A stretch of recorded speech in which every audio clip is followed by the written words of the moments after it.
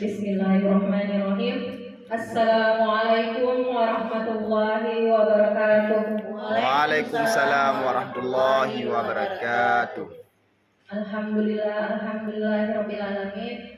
Wa bihi nasta'in wa ala umuri dunya waddin. Wassalatu wassalamu ala asrofil anbiya'i wal mursalin wa ala alihi wa sahbihi ajmain. Rabbi shrah li sadri wa yassir li amri wahlul 'uqdatam min lisani yafqahul qawli, amma ba'du. Puji syukur kehadirat Allah Subhanahu wa taala yang telah memberikan kita nikmat sehat sehingga kita dapat berkumpul di ruangan guru kita di SMP Negeri 2 Pawai 16. Tak lupa pula salawat dan salam kita haturkan ke junjungan kita Nabi besar Muhammad sallallahu alaihi wasallam yang karena syafaat beliaulah kita dapat menikmati pendidikan seperti saat ini. Yang saya hormati Ibu Kepala SMP Negeri 2 Pawai 16 yang hari ini diwakilkan oleh Ibu Wakil Kepala SMP Negeri 2 Pawai 16, Ibu Nilawati. Yang saya hormati Bapak Ibu Dewan Guru yang bersedia hadir hari ini dalam rangka kegiatan kami CGP Angkatan 11 dalam rangka aksi nyata diseminasi budaya positif di sekolah. Baiklah Bapak Ibu, sebelum memulai kegiatan kita pada hari ini, ada baiknya kita berdoa dulu, membacakan Al-Fatihah dalam hati. Baiklah Bapak Ibu, berdoa dimulai.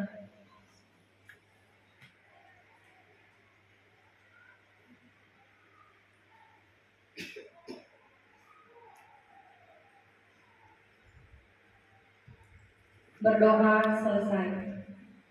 Selanjutnya menyanyikan lagu Indonesia Raya. Hadirin diharap berdiri.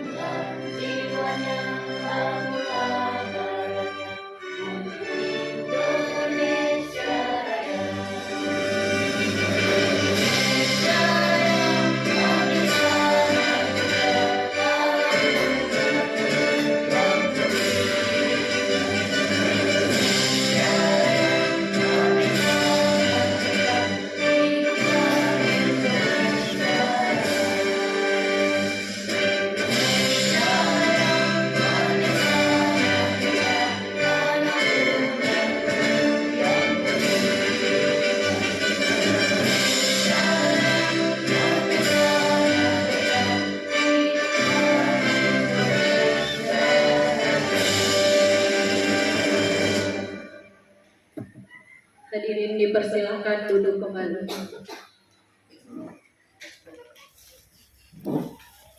Acara selanjutnya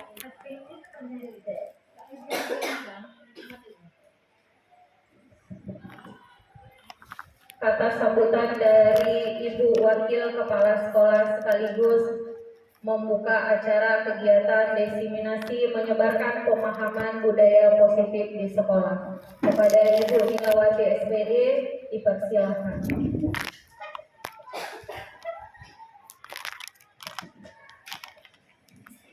Dengan mengucapkan Bismillahirrahmanirrahim. Assalamualaikum warahmatullahi wabarakatuh. Waalaikumsalam warahmatullahi wabarakatuh. Alhamdulillahirabbil alamin. Wassalatu wassalamu ala asyrafil anbiya'i wal mursalin wa ala alihi wa sahbihi ajma'in.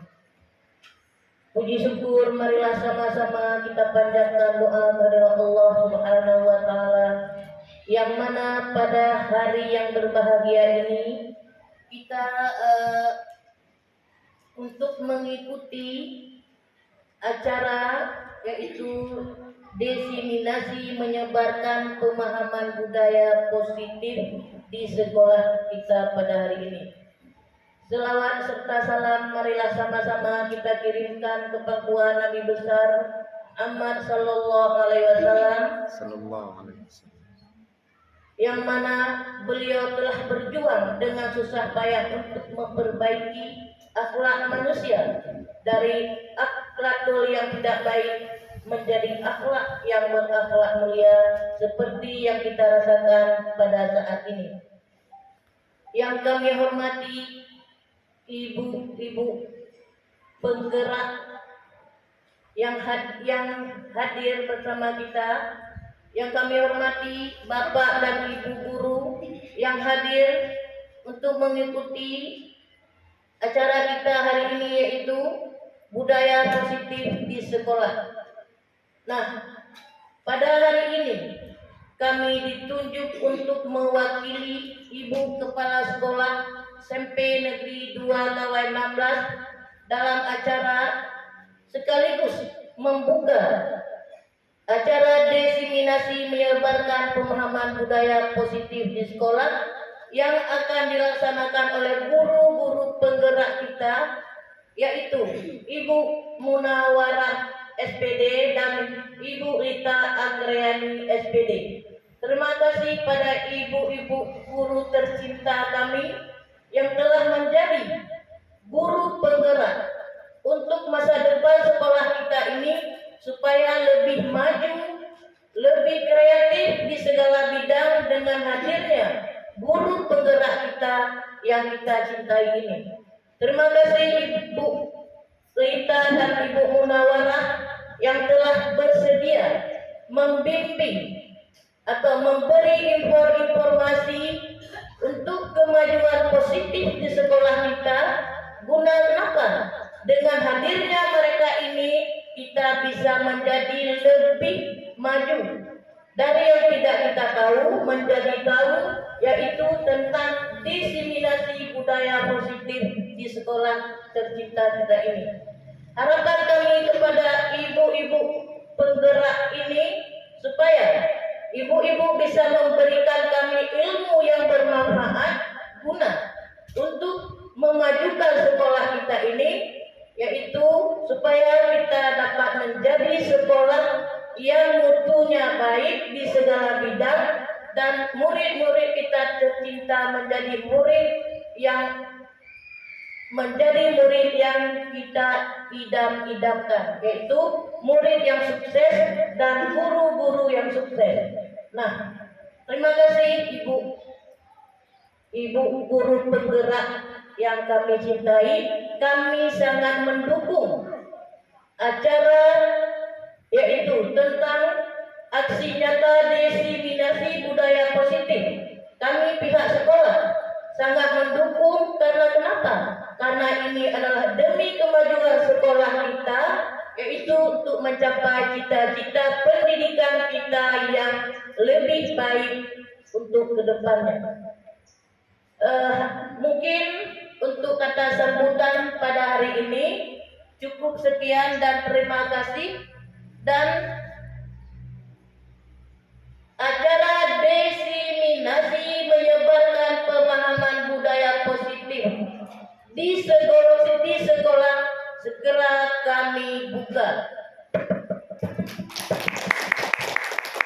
Terima kasih, semoga bermanfaat bagi kita semua, dan ilmu yang diberikan nanti oleh guru penggerak kita semoga kita menerima dengan tulus dan ikhlas dan dengan hati yang ikhlas, supaya kalau sesuatu itu kita terima dengan ikhlas, insya Allah apapun yang kita cita-citakan bisa berhasil. Amin ya rabbal alamin. Assalamualaikum warahmatullahi wabarakatuh. Waalaikumsalam warahmatullahi wabarakatuh.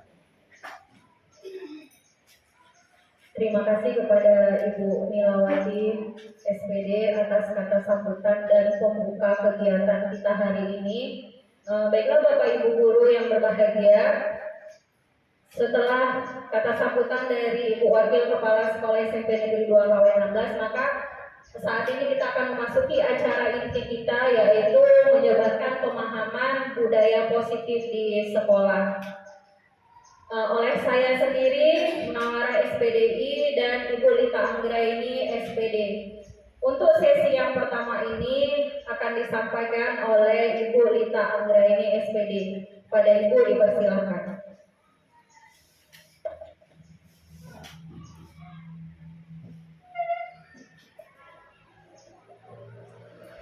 Assalamualaikum warahmatullahi wabarakatuh. Waalaikumsalam warahmatullahi wabarakatuh. Terima kasih kepada Ibu Wakil Kepala Sekolah dan juga teman-teman dan rekan sejawat semua yang telah meluangkan waktunya untuk kami berbagi ilmu, yaitu menyampaikan pemahaman budaya positif di sekolah. Jadi kami dari guru penggerak ini merupakan tugas kami untuk memberikan pemahaman kepada rekan sejawat yang ada di sekolah bagaimana penerapan budaya positif di sekolah.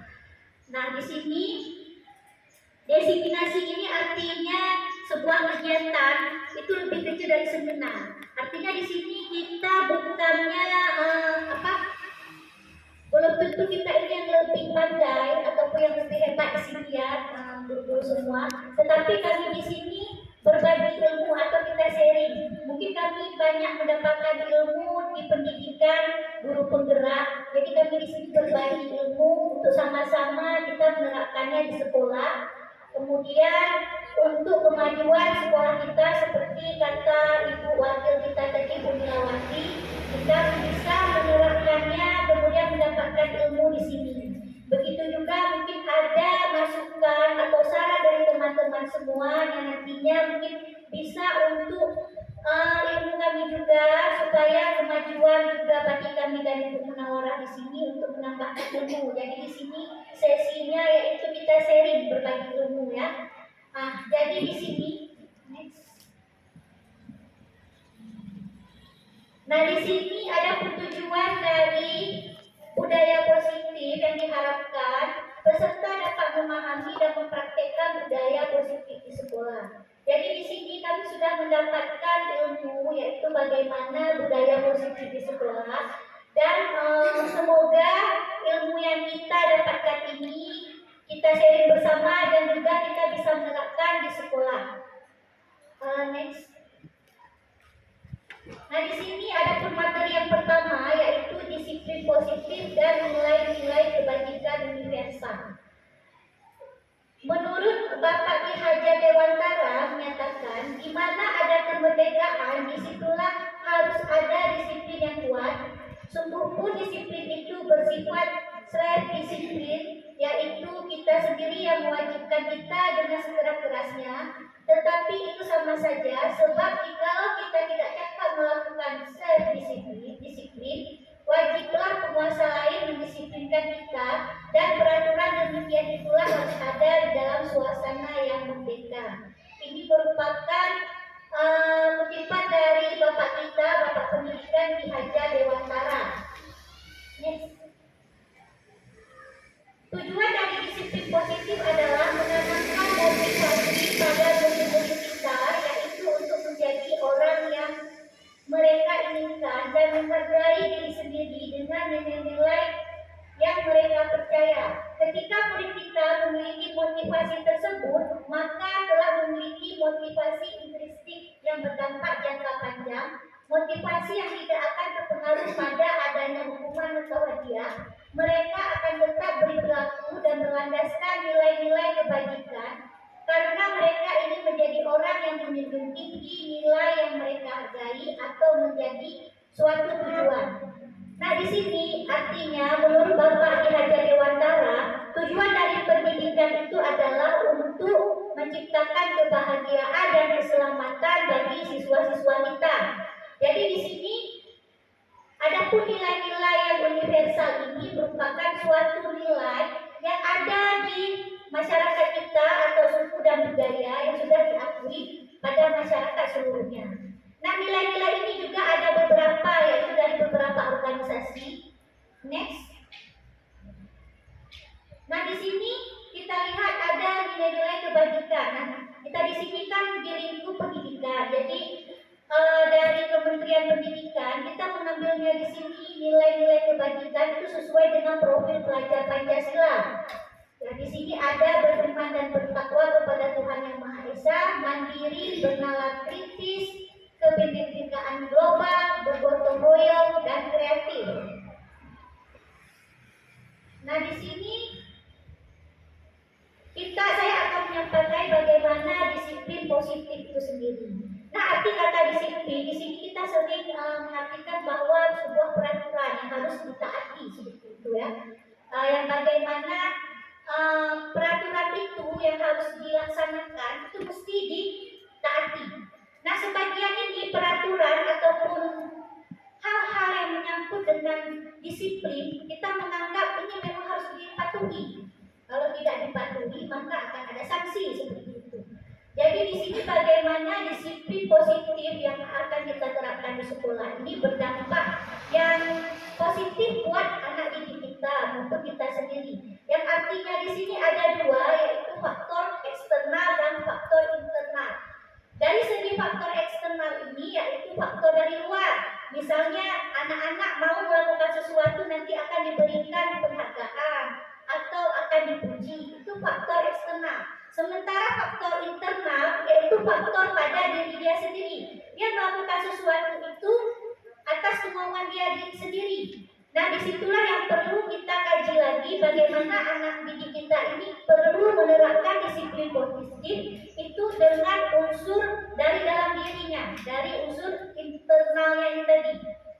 Seperti kita misalnya guru ya, kita datang ke sekolah, faktor apa sih yang membuat kita mau datang ke sekolah untuk mengajar, gitu kan? Tentunya saya yakin semuanya guru-guru di sini pasti dalam diri sendiri. Artinya apa? Kita pergi ke sekolah ini dengan tujuan untuk mencerdaskan anak bangsa seperti itu. Tidak ada faktor lain. Mungkin apa ingin dipuji atau ingin supaya nampak bagus. Nah, itu merupakan faktor eksternal tadi.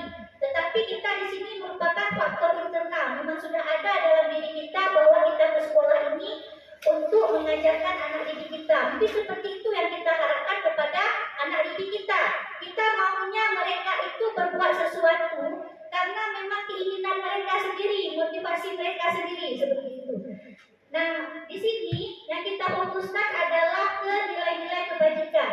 Bagaimana nilai-nilai ini beriman, bertakwa, kemudian mandiri, bernalar kritis, kebinekaan global, bergotong royong, dan kreatif. Nah, disinilah nilai-nilai ini yang akan kita tanamkan kepada murid-murid kita sehingga mereka bisa melakukan sesuatu itu karena ada nilai-nilai kebajikan di dalamnya. Nah, mereka bisa menerapkan disiplin positif itu atau budaya positif itu dengan sendirinya. Nah, di sini artinya apa? Budaya positif itu artinya budaya, kebiasaan. Kebiasaan apa yang positif yang akan kita terapkan di sekolah? Ini sudah ada nih kebiasaan misalnya. Nah, coba Bapak Ibu, kebiasaan apa sih yang sudah kita terapkan di sekolah? Yang positifnya? Ya Bu Yus.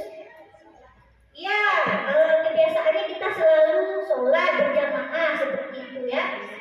Kemudian meditasi di setiap Jumatnya itu merupakan juga budaya positif yang sudah kita terapkan di sekolah. Ataupun tegur, salam, sapa seperti itu setiap Senin kan, itu juga budaya positif. Yang budaya positif yang sudah kita laksanakan di sekolah ini kita pertahankan dan juga kita kembangkan lagi dengan lebih baik. Kemudian nanti ada mungkin budaya positif yang kita programkan yang akan mengembangkan potensi murid-murid kita.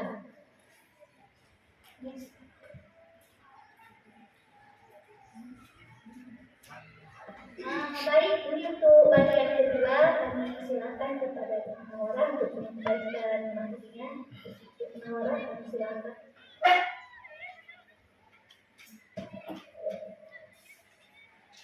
Baik Bapak Ibu, kita masuk ke bagian kedua. Kalau tadi bagian pertama nilai-nilai kebajikan ya, untuk bagian kedua teori motivasi, hukuman, dan penghargaan juga restitusi. Restitusi nanti di akhir kita akan bahas lebih luas lagi. Nah, ada 3 motivasi perilaku manusia. Dia Dawson ini dalam bukunya sorry ya, bukan guru bahasa Inggris, maaf ya Bu Fitri ya. Kalau salah lagi betul kan? Dalam bukunya Restructuring School Discipline menyatakan ada 3 motivasi perilaku manusia. Yang pertama itu untuk menghindari ketidaknyamanan atau hukuman. Yang kedua, untuk mendapatkan imbalan atau penghargaan dari orang lain. Yang ketiga, untuk menjadi orang yang mereka inginkan dan menghargai diri sendiri dengan nilai-nilai yang mereka percaya. Sebenarnya ini tadi sudah ada disinggung dikit sama Bu Rita. Nah, ini kita ada kasus. Studi kasus, Iva kurang menguasai pelajaran matematika, sehingga pada saat pelajaran tersebut berlangsung, dia lebih banyak berdiam diri atau menggambar di buku pelajarannya. Pada saat guru matematikanya, Pak Seno, menanyakan pertanyaan, Iva menjadi gugup dan tak sengaja menjatuhkan tasnya dari kursi, serta tiba-tiba menjadi gagap pada saat berupaya menjawab. Seluruh kelas pun tertawa melihat perilaku Iva yang bicara tergagap dan terkejut tersebut. Pak Seno pada saat itu membiarkan teman-teman Iva menertawakan Iva yang tergagap dan malunya luar biasa.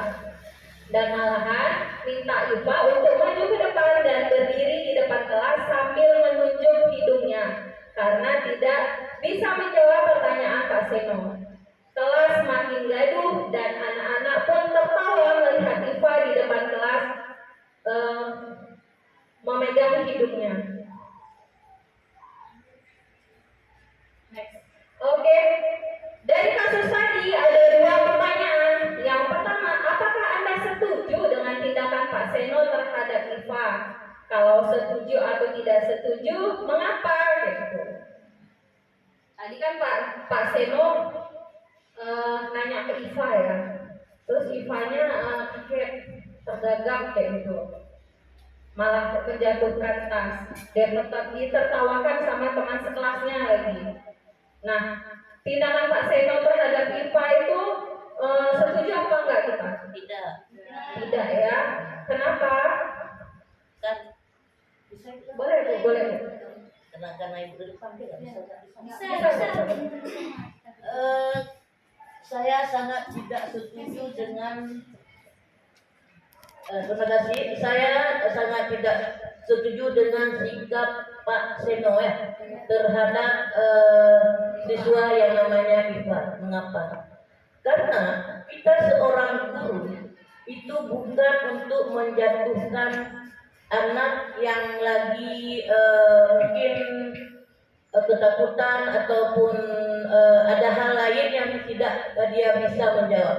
Tapi tugas kita adalah untuk menyemangatkan bagaimana si Iva ini yang sudah gagap untuk menjawab pertanyaan Pak Seno, yaitu kita dukung dia, nak jangan gagap, jangan susah, itu nggak apa-apa, jadi lanjutkan aja apa yang menjadi jawaban Iva. Terima kasih itu. Terima kasih untuk Bu Nila atas jawabannya. Benar sekali ya apa yang dibilang sama Bu Nila. Perlakuan Pak Seno ini sebenarnya tidak bisa kita setujui karena tidak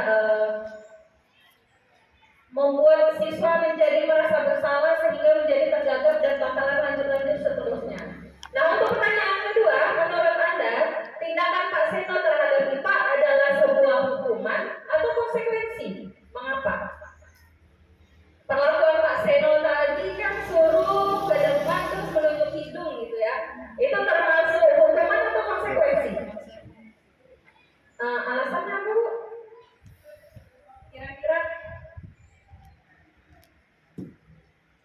hukuman atau konsekuensi? hukuman. Sebenarnya itu termasuk hukuman. Nah, sebenarnya kita tidak di kurikulum Merdeka kita tidak boleh lagi menghukum siswa. Jadi sebenarnya menyuruh siswa ke depan dan menunjuk hidung itu adalah salah satu hukuman yang diberikan guru. Next book. Nah, hukuman itu apa? Hukuman adalah tindakan yang diberikan kepada seseorang sebagai akibat dari pelanggaran atau kejahatan yang dilakukan. Tujuannya adalah untuk memberikan efek jera, mencegah pelanggaran lebih lanjut, dan menegakkan hukum. Sedangkan konsekuensi adalah hasil atau dampak yang mengikuti dari suatu tindakan atau keputusan. Dalam konteks hukum atau perilaku, konsekuensi merujuk pada efek negatif atau positif yang timbul akibat tindakan tertentu. Sedangkan restitusi adalah proses menciptakan kondisi bagi murid untuk memperbaiki kesalahan mereka sehingga mereka bisa kembali pada kelompok mereka dengan karakter yang lebih kuat. Ini menurut Gosen di bukunya tahun 2004. Oke, saya jelasin yang tadi dulu ya. Kalau konsekuensi itu lebih lebih lama seperti itu kalau menurut saya. Misalkan anak-anak rajin belajar, maka nanti konsekuensinya dia bakalan ranking kelas seperti itu. Tapi kalau hukuman kita jelas ya, hukuman jelas. Misalkan anak-anak terlambat terus kita suruh keliling lapangan, itu termasuk hukumannya. Sedangkan kalau restitusi ini bagaimana kita mencari solusi yang baik dengan menciptakan kondisi siswa dengan baik, mengatur emosional dia dengan baik dengan cara restitusi. Nanti di akhir kita akan belajar lebih dalam tentang restitusi. Lanjut Bu. Restitusi adalah sebuah cara menanamkan disiplin positif pada murid.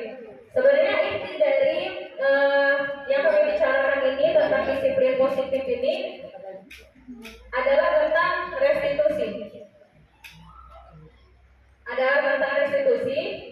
Yang pertama, restitusi itu bukan untuk menebus kesalahan, namun untuk belajar dari kesalahan.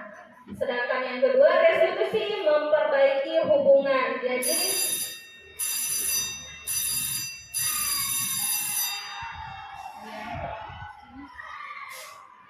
restitusi memperbaiki hubungan. Jadi kalau seumpamanya ada siswa yang bermasalah di kelas dengan rekannya, bagaimana cara restitusi untuk memperbaiki kembali hubungan mereka yang melanggar peraturan seperti itu. Lanjut, restitusi adalah tawaran bukan paksaan. Jadi nanti dalam restitusi kita kasih tawaran begini nak ya begitu. Jadi nanti tidak ada pemaksaan dalam restitusi. Yang keempat, restitusi menuntut untuk melihat ke dalam diri. Restitusi mencari kebutuhan dasar yang mendasari tindakan. Restitusi ini adalah cara yang paling baik. Restitusi fokus pada karakter bukan tindakan anak yang bermasalah nanti ya. Restitusi juga menguatkan dan fokus pada setiap solusi. Yang terakhir, restitusi mengembalikan murid yang berbuat salah pada kelompoknya. Next. Baik, di sini ada tindakan guru dan kita suruh pilih hukuman atau konsekuensi. Tindakan gurunya mencatat 100 kali di dalam buku kalimat saya tidak akan terlambat lagi karena terlambat ke sekolah. Itu termasuk hukuman atau konsekuensi? Termasuk hukuman. Kalau lari mengelilingi lapangan basket 2 kali karena terlambat hadir di sekolah, kalau hukuman atau konsekuensi? Hukuman juga. Yang ketiga, membersihkan coretan yang dibuatnya di meja tulis. Konsekuensi ya, karena dia sudah mencoret di meja tulis, maka konsekuensinya dia harus menghapus coretannya yang di meja tulisnya. Lanjut, murid diminta untuk push up 15 kali karena tidak menggunakan masker ke sekolah. Ini hukuman atau konsekuensi? Hukuman. Lanjut, menggantikan kertas tugas teman yang telah dicoret-coret. Hukuman atau konsekuensi? Konsekuensi, karena sudah mencoret-coret temannya, maka konsekuensinya adalah mengganti kertas tugas temannya. Yang terakhir, berjemur di lapangan basket pukul 12 siang karena mengobrol dengan teman. Hukuman atau konsekuensi? Hukumannya, oke. Benar sekali. Next, Bu. Nah, lanjut bagian ketiga. Bagian ketiga dilanjutkan lagi sama Ibu Lita Anggra ini. Pada Ibu dipersilakan.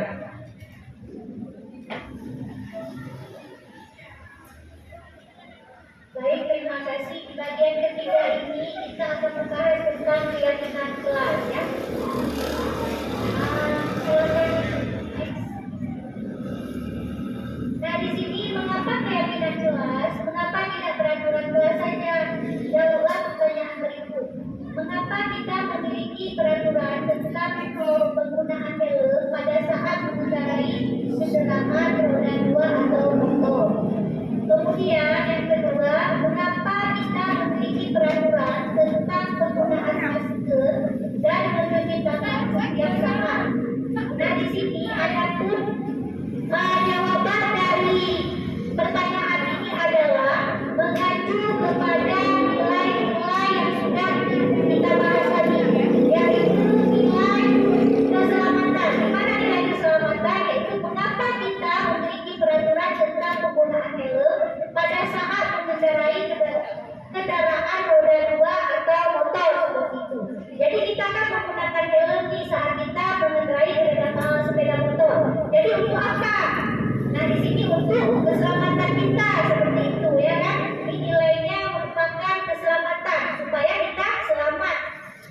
Selamat artinya di sini walaupun ada nanti musibah atau kecelakaan, jadi dengan kita memakai helm, kita misalnya suatu kecelakaan ini tidak harus terbentur untuk keselamatan. Kemudian juga peraturan yang diterapkan juga dengan peraturan lalu lintas, yaitu kita harus menggunakan helm. Kalau tidak menggunakan helm nanti hilang seperti itu. Kalau kita menggunakan helm artinya di sini kita selamat dari hilang tadi. Itu juga nilai kebajikannya. Kemudian yang kedua, mengapa kita memiliki peraturan tentang menggunakan masker dan mencuci tangan setiap saat? Artinya di sini sewaktu kita memakai masker di sini untuk kesehatan kita. Artinya apa di sini? Yang pertama di sini adalah kesehatan, misalnya kita tidak mengeluarkan virus dari orang lain. Kemudian keselamatan di sini artinya kita selamat, misalnya tidak menularnya virus tadi. Kita selamat dari penyakit yang menular seperti itu. Kemudian mencuci tangan setiap saat. Untuk apa kita mencuci tangan? Supaya kuman-kuman yang ada itu tidak langsung masuk ke mulut. Itu penggunanya kita mencuci tangan. Itu merupakan juga sebuah nilai dari yang sudah kita bahas tadi, yaitu nilai keselamatan dan kesehatan. Inilah yang kita sebut suatu keyakinan. Artinya mempunyai nilai keyakinan, yakin kita. Mengapa kita mengerjakannya? Kita yakin bahwa di situ ada nilai keselamatannya atau kesehatannya. Kemudian nilai-nilai universal, apa itu nilai dari sebuah nilai keselamatan tadi? Yaitu suatu keyakinan merupakan nilai-nilai kebajikan universal yang disepakati secara tersirat dan tersurat, lepas dari latar belakang suku, negara, bahasa maupun agama. Nilai-nilai kebajikan menekankan pada keyakinan seseorang akan lebih memotivasi seseorang dari dalam. Nah, seperti yang saya katakan tadi, artinya apabila kita sudah mengerti tentang nilai-nilai tersebut, maka dengan sendirinya mempunyai motivasi dari dalam untuk mengerjakannya, untuk melakukannya, seperti itu ya. Next. Nah, di sini ada pembentukan keyakinan sekolah atau keyakinan kelas. Nah, di sini kita sudah melaksanakannya, yaitu dengan membuat peraturan kelas. Apa sih bedanya peraturan kelas dengan keyakinan kelas? Nah, peraturan kelas itu merupakan gimana nih bedanya? Kalau peraturan kelas artinya di sini kita yang membuat, guru yang membuat. Anak-anak mengikuti guru Beda dengan keyakinan kelas. Kalau keyakinan kelas ini kita menyepakati dulu bersama anak apa-apa saja yang ingin kita terapkan di kelas atau di sekolah. Kemudian kita minta pendapat anak-anak di sini. Nah, di sini ada pembentukannya, antara lain yang pertama, keyakinan kelas bersifat lebih abstrak daripada peraturan, lebih rinci dan konkret. Artinya di sini apa? Peraturan keyakinan kelas ini artinya kita boleh menyampaikan kepada anak-anak apa yang ingin kita lakukan di kelas ini agar kelas ini menjadi nyaman untuk belajar. Kita paparkan sama anak-anak, kita minta pendapat anak-anak. Setelah mereka memberitahu, oh Bu, kelas ini supaya kita nyaman belajar, kita tidak boleh ribut. Nah, itu kita tulis apa ya membuat kelas ini nyaman untuk belajar. Nah, di sini peraturannya abstrak, artinya umum. Kemudian keyakinan kelas berupa pernyataan universal. Kemudian pernyataan keyakinan kelas senantiasa dibuat dalam bentuk positif. Artinya di sini kita tidak boleh menggunakan kata yang negatif, misalnya jangan gitu. Tetapi dalam bentuk yang positif. Kemudian keyakinan kelas hendaknya tidak terlalu banyak sehingga mudah diingat dan dipahami oleh semua warga kelas. Artinya di sini tidak usah panjang-panjang dalam kita membuat keyakinan kelas. Cukup dengan kita singkat kata kita supaya anak-anak ini mudah mengingatnya. Misalnya menciptakan kelas yang kondusif. Kemudian apalagi keyakinan kelas sebaiknya sesuatu yang dapat diterapkan di lingkungan sekolah. Nah, di sini keyakinan kelas ini juga dapat diterapkan di lingkungan sekolah. Semua warga kelas hendaknya ikut berkontribusi dalam pembuatan keyakinan kelas lewat kegiatan curah pendapat. Nah, di sini kita minta pendapat semua murid untuk mencurahkan pendapat mereka hal-hal apa saja yang bisa membuat kelas ini nyaman untuk belajar seperti itu.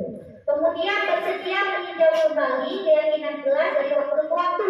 Apabila kita sudah membuat kesepakatan kelas atau keyakinan kelas tadi, kita tinjau ulang apakah keyakinan kelas ini sudah diterapkan oleh anak-anak kita di kelas seperti itu.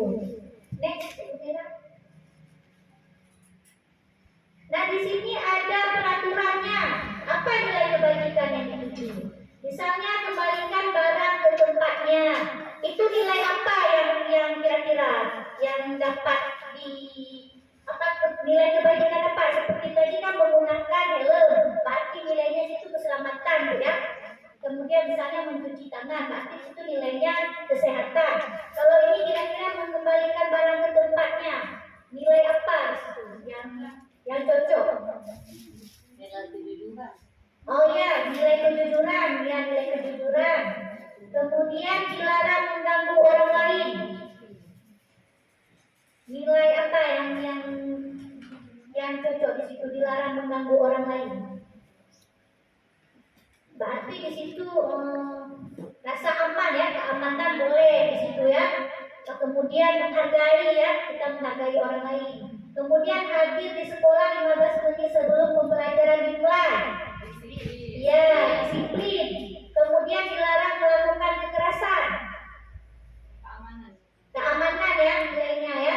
Dilarang menggunakan narkoba. Kesehatan ya, benar kesehatan. Bergantian atau menunggu giliran seperti antri ya. Itu nilai apa? Ya, ketertiban. Dilarang merokok. Ya, kesehatan. Next. Mungkin itu saja yang dapat saya sampaikan.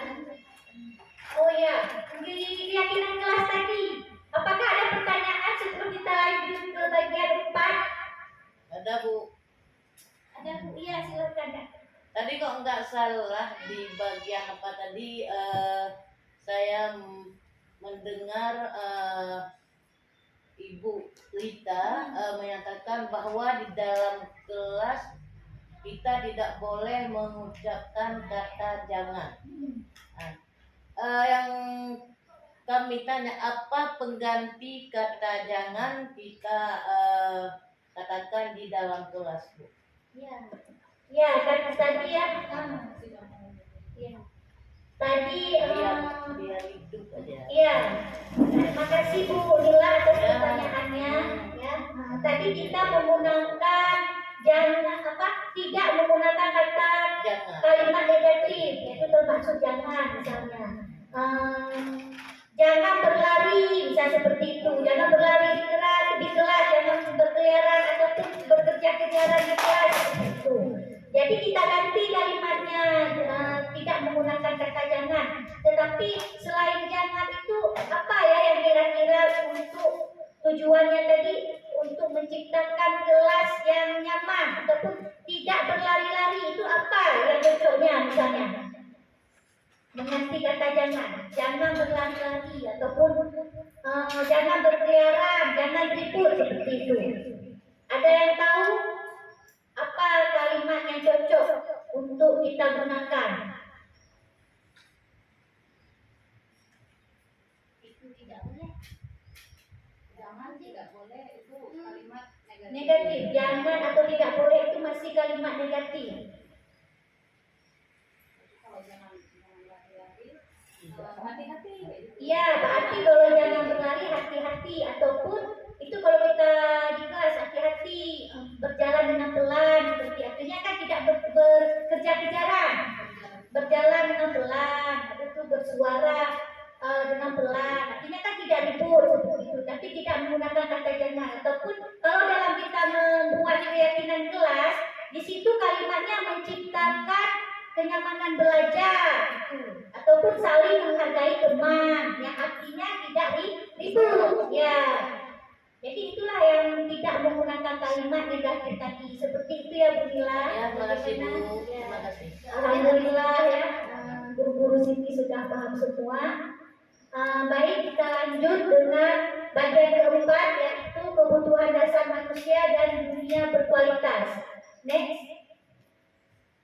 Nah, di sini ada pertanyaan pemantik, yaitu Ibu Ambar, guru wali kelas 2A di SD Pelita Hati, sedang bingung menghadapi ulah salah satu murid di kelasnya, yaitu Doni.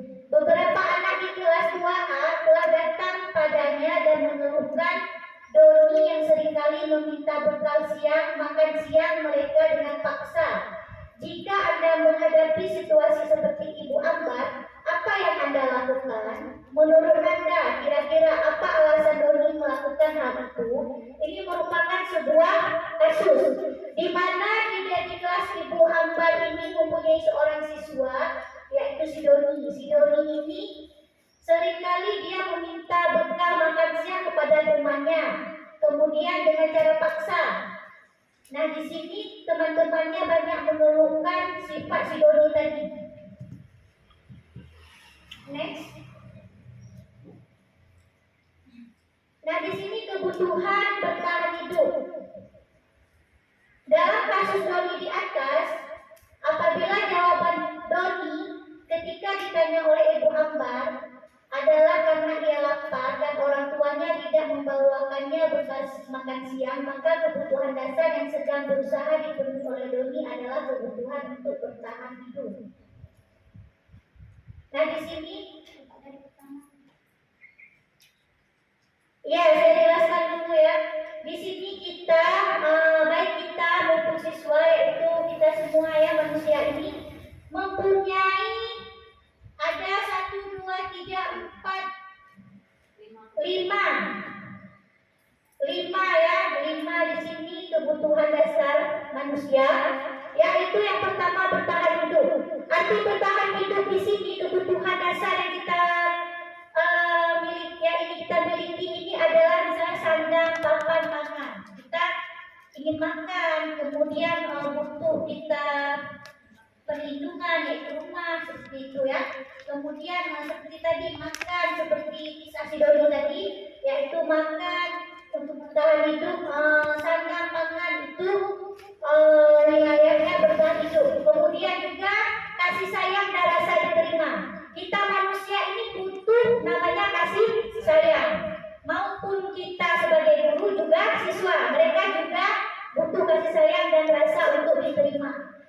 Kemudian ada kebebasan. Kita juga perlu bebas, murid-murid juga perlu bebas. Kemudian kesenangan. Itu juga manusia butuh kesenangan. Kemudian satu lagi penguasaan. Itu penguasaan biasanya itu lebih dari kepemimpinan yang ingin muncul. Itu penguasaan. Sifat ingin merasa menonjol, merasa ingin menjadi pemimpin. Itu ada dalam diri kita maupun diri murid-murid kita. Nah, pada kasus ini Ibu Ambar ini ingin mengetahui sebenarnya apa sih yang terjadi pada si Doni tadi.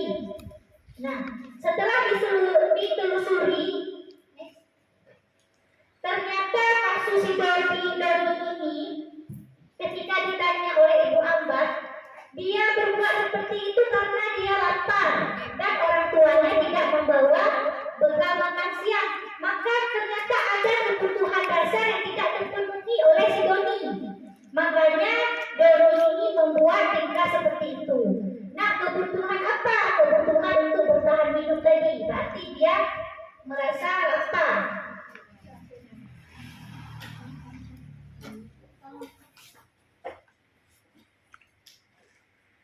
Kemudian ada rasa kebutuhan yang tidak terpenuhi, itu kasih sayang dan rasa diterima. Dalam kasus di atas, apabila Doni menjawab bahwa alasannya mengambil bekal temannya karena ia merasa senang temannya jadi memperhatikan dia. Kemudian ketika temannya melaporkan tindakannya kepada gurunya dan gurunya memberitahu kepada orang tuanya, sehingga orang tuanya jadi memperhatikan dia. Maka kebutuhan dasar yang sedang dipenuhi Doni adalah kebutuhan akan kasih sayang dan rasa diterima. Artinya apa? Si Doni ini jadi perhatian dia.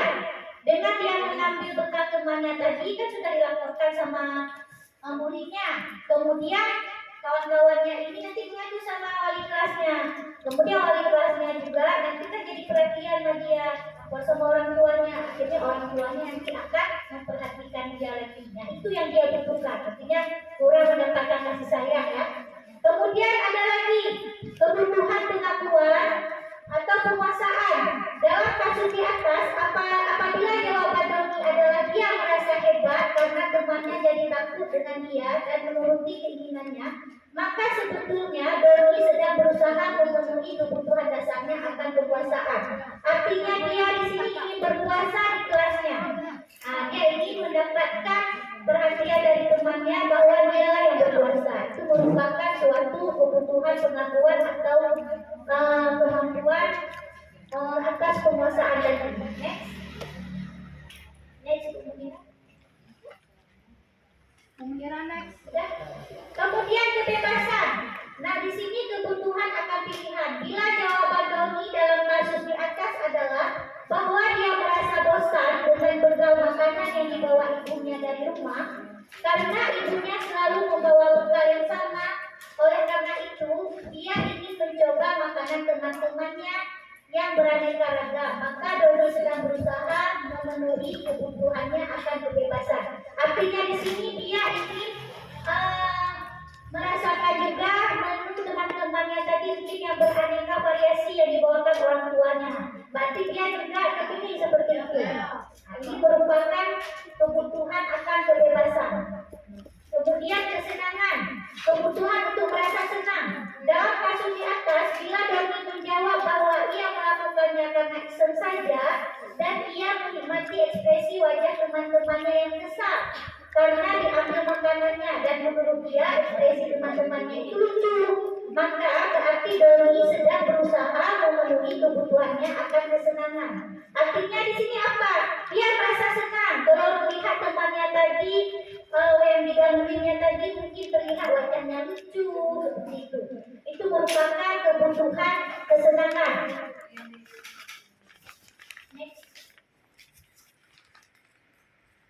Nah, di sini ada dunia berkualitas. Dunia berkualitas Anda adalah tempat khusus dalam pikiran Anda, tempat Anda menyimpan gambaran representasi dari semua yang Anda inginkan. Berisi orang-orang, hal-hal apa saja yang terbaik dalam hidup Anda dan membuat Anda merasa bahagia dan terpenuhi kebutuhan dasar Anda.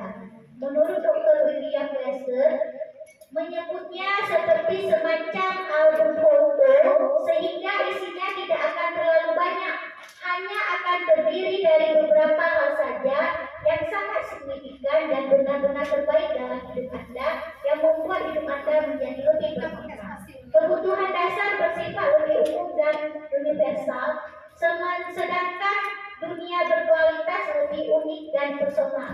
Artinya di sini kita mempunyai dunia berkualitas tempat khusus di pikiran kita, di mana pikiran kita itu ada orang-orang mungkin yang kita cintai, ya kan? Ada orang-orang yang kita sayangi seperti itu. Itu merupakan tempat kita menyimpan gambaran hal-hal yang terbaik dalam hidup kita. Itu merupakan dunia berkualitas kita, sehingga membuat hidup kita ini menjadi lebih bermakna dengan kehadiran atau kita mengingat orang-orang yang kita cintai. Nah, di sini dunia berkualitas ini lebih unik daripada kebutuhan dasar tadi. Nah, next. Baik, mungkin itu pemaparan dari saya. Adakah hal yang ingin ditanyakan? Ada, Ibu?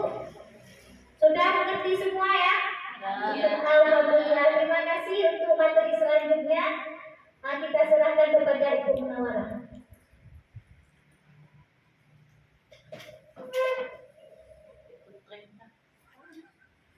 Baik Bapak Ibu, kita lanjut ke bagian kelima.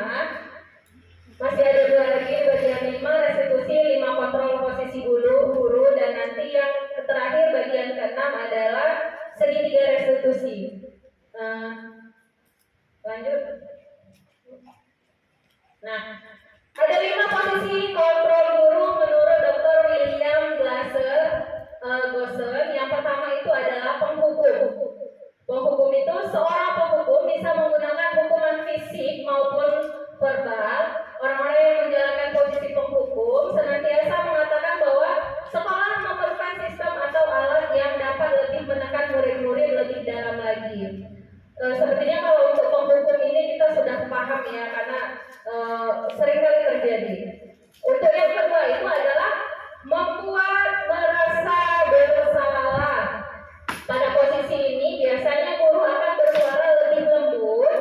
Membuat rasa bersalah akan menggunakan kegentingan yang membuat orang lain merasa tidak nyaman, bersalah atau rendah diri. Next, Bu. Nah, posisi kontrol yang ketiga, posisi kontrol guru yang ketiga itu adalah sebagai teman. Guru pada posisi ini tidak akan menyakiti murid, namun akan tetap berupaya mengontrol murid melalui persuasi. Posisi teman pada guru bisa negatif ataupun positif. Positif di sini berupa hubungan baik yang terjalin antara guru dan murid. Hal negatifnya dari posisi teman ini adalah bila suatu saat guru tersebut tidak membantu, maka murid akan merasa kecewa dan murid akan tergantung pada guru ke depannya. Nah, posisi kontrol yang keempat, posisi kontrol guru yang keempat adalah sebagai pemantau. Memantau berarti mengawasi. Pada saat kita mengawasi, kita bertanggung jawab atas perilaku orang-orang yang kita awasi. Posisi pemantau berdasarkan pada peraturan-peraturan dan konsekuensi. Dengan menggunakan sanksi konsekuensi, kita dapat memisahkan hubungan pribadi kita dengan murid sebagai seorang yang menjalankan posisi pemantau. Lanjut, Bu. Nah, posisi kontrol guru yang terakhir adalah sebagai manajer. Posisi terakhir manajer adalah posisi di mana guru berbuat sesuatu bersama murid, mempersilahkan murid mempertanggungjawabkan perilakunya, mendukung murid agar dapat menemukan solusi atas permasalahannya sendiri. Seorang manajer telah memiliki keterampilan di posisi teman maupun pemantau, dan dengan demikian bisa jadi di waktu-waktu tertentu kembali pada kedua posisi tersebut bila diperlukan. Lanjut, Bu. Nah, di sini ada beberapa pertanyaan yang harus kita lakukan adalah tentukan posisi kontrol guru dari pertanyaan di bawah ini. Tadi posisi kontrol guru ada 5. Yang pertama tadi penghukum, yang kedua membuat rasa bersalah, yang ketiga teman, yang keempat pemantau, dan yang kelima itu sebagai sebagai manajer. Nah, coba kita lihat untuk pertanyaan yang pertama. Jika kamu meyakininya, apakah kamu bersedia memperbaikinya? Kalau dari pertanyaannya, ini termasuk pada posisi kontrol manager. Pada posisi kontrol manager. Jika kamu meyakininya, maka kamu bersedia memperbaiki. Dari kata-kata ini ada usaha dan untuk memperbaiki keadaan atau menstabilkan suatu masalah seperti itu. Yang kedua, apa yang telah kamu lakukan? Apa yang telah kamu lakukan? Pertanyaannya. Nah, kalau yang kedua ini lebih ke posisi kontrol, membuat rasa bersalah. Apa yang telah kamu lakukan? Seperti itu. Jadi pertanyaan ini lebih ke membuat siswa merasa bersalah. Yang ketiga, patuhi aturan saya atau awas. Nah, ini sudah pasti posisi kontrol mendukung. Yang keempat, ya sudah kali ini tidak apa-apa, nanti ibu bantu bereskan. Nah, ini posisi kontrol teman. Iya, posisi kontrol guru. Tapi pada bagian temannya untuk yang nomor 4. Yang kelima, apa rencana kamu untuk memperbaiki hal ini? Apa rencana kamu untuk memperbaiki hal ini? Ini pada posisi kontrol guru bagian yang manajer, karena dia sudah mempertanyakan kalau kamu berbuat salah, apa yang harus kamu perbaiki? Maka ini sudah di posisi kontrol guru bagian manajer. Yang keenam, ayo ingat tidak bantuan Bapak selama ini. Ayo ingat tidak bantuan Bapak selama ini, gitu bahasanya. Berarti ini nih posisi kontrol guru bagian membuat rasa bersalah. Yang ketujuh, sanksi atau konsekuensinya apa? Sanksi atau konsekuensinya apa? Itu di mana? Tadi yang pertama menghukum, kedua membuat merasa bersalah, yaitu 3 teman, yang keempat pemantau, yang terakhir adalah manajer. Jadi kalau sanksi atau konsekuensinya apa? Gulita? Pemantau. Jadi sanksi dan konsekuensinya apa? Ini lebih ke posisi kontrol guru yang pemantau. Yang 8, kamu selalu saja salah. Kamu selalu saja salah. Udah jelas ya? Penghukum. Yang ke-9, ibu sangat kecewa sekali dengan kamu. Ibu sangat kecewa sekali dengan kamu. Berarti dia membuat merasa bersalah. Yang terakhir, gimana coba kalau orang tua kamu tahu kamu berbuat begini? Nah, ini juga membuat merasa bersalah. Oke, lanjut Bu. Nah, ini bagian yang terakhir, bagian restitusi. Segitiga restitusi ya, bagian ke-6, segitiga restitusi. Lupa ngedit ya ini. Segitiga restitusi. Oke. Diana Gosen ada dalam bukunya Restruction School Discipline tahun 2001 telah merancang sebuah tahapan untuk memudahkan para guru dan orang tua dalam melakukan proses untuk menyiapkan anaknya untuk melakukan restitusi, bernama segitiga restitusi. Nah, segitiga restitusi ini karena dibilang segitiga, maka ada 3 dia tahapannya. Yang pertama itu memvalidasi tindakan yang salah, yang kedua menstabilkan identitas, yang ketiga menanyakan keyakinan. Contohnya seperti apa? Memvalidasi tindakan yang salah itu misalkan kamu tentu punya alasan mengapa melakukan itu. Kalau siswa berbuat salah ya, yang pertama kali kita tanyakan untuk memvalidasi tindakan yang salah, pasti kita luar banyak kenapa kamu melakukan itu?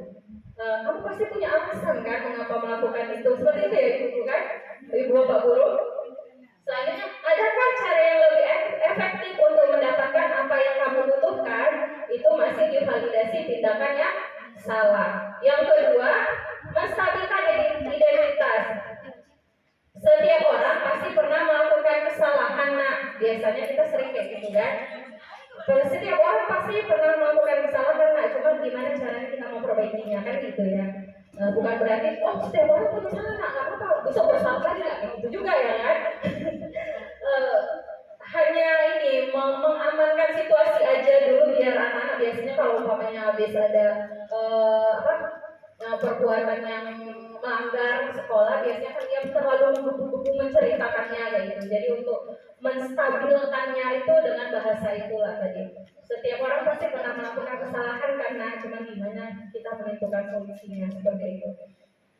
Kamu bukan satu-satunya yang pernah melakukan ini. Nah, ini kata-kata juga untuk menstabilkan identitas. Lanjut ke tahapan yang terakhir, itu adalah menanyakan keyakinan. Contohnya apa? Kata-katanya keyakinan kelas apa yang telah kita sepakati, atau keyakinan sekolah apa yang telah kita sepakati. Lanjut, kamu ingin menjadi orang yang seperti apa ke depannya? Biasanya kan kita nanya itu ya di akhir kan. Oke, lanjut Bu. Oke. Yang pertama ini saya jelasin, yang pertama menstabilkan identitas. Jadi ini yang awal tadi sebenarnya. Di sini banyak kalimat-kalimatnya. Kalau yang tadi cuma 2, nah ini kalimatnya ada banyak untuk menstabilkan identitas.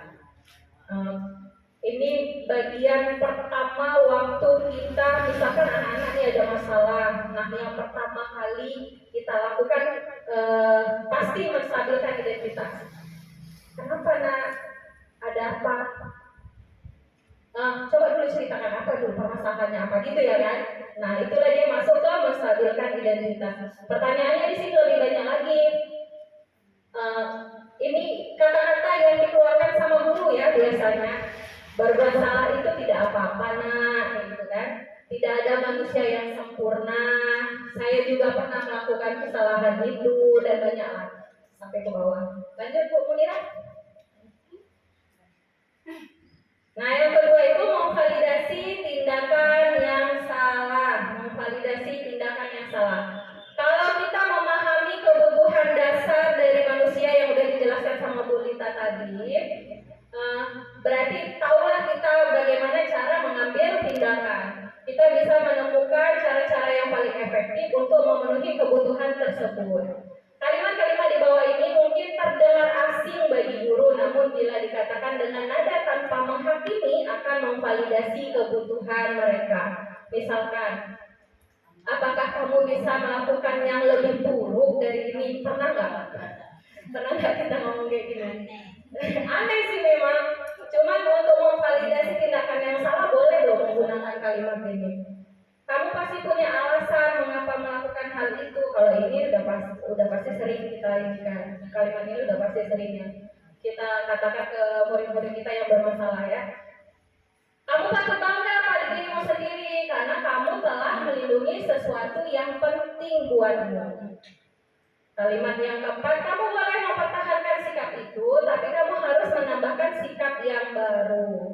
Jadi kalau kita salahkan perbuatannya, kan pasti dia berontak kayak gitu kan anak-anak. Jadi secara halusnya seperti itu mengatakannya, kamu boleh mempertahankan sikap itu, tapi kamu harus menambahkan sikap yang lain lagi, kayak gitu yang lebih bagus lagi seperti itu. Restitusi tidak menyarankan guru bicara ke murid bahwa melanggar aturan adalah sikap yang baik, nggak boleh kan? Oh kamu pernah, memang manusia biasa itu berbuat baik, bisa berbuat salah gitu ya kan? Bisa buat salah lagi nak ya kan? Nggak mungkin juga kita bilang kayak gitu kan? Tapi dalam restitusi guru harus memahami alasannya dan paham bahwa setiap orang pasti akan melakukan yang terbaik di waktu tertentunya nanti di masa depan. Lanjut Bu Munirah. Nah, tahapan yang terakhir di segitiga restitusi adalah menanyakan keyakinan. Jadi kita sekolah kan punya keyakinan sekolah, kelas juga punya keyakinan kelas. Jadi untuk yang terakhir, jadi kita tanyakan lah keyakinan kita di sekolah itu apa. Misalkan kalau ada yang melanggar, kita balik lagi keyakinan sekolah yang telah disepakati bersama anak-anak. Pertanyaannya misalkan apa yang kita percaya sebagai kelas atau keluarga. Jadi kita balikan lagi, kita kan ini satu kelas nih, kita ini kan keluarga. Nah, gimana caranya untuk menyelesaikan masalahnya seperti itu. Yang kedua, apa nilai-nilai umum yang kita sepakati? Karena di tiap keyakinan itu pasti ada nilai-nilai yang tertanam dari keyakinan yang telah disepakati. Lanjut, bayangan kita tentang kelas yang ideal itu seperti apa, nak? Misalkan pertanyaan itu, kamu mau jadi orang seperti apa, nak? Itu biasa yang kita tanyakan waktu ada kasus di anak-anak kita. Oke, lanjut Bu Mira. Oke, habis. Alhamdulillah. Terima kasih. Baiklah Bapak Ibu, dengan berakhirnya bagian ke-6 tadi, restitusi dari segitiga restitusi, maka berakhirlah kegiatan kita hari ini. Sebelum saya tutup, ada baiknya kita sama-sama membacakan hamdalah. Alhamdulillah Rabbil Alamin. Mohon maaf kalau ada kata-kata yang salah dari saya dan Ibu Lita Amira ini. Kami mohon maaf.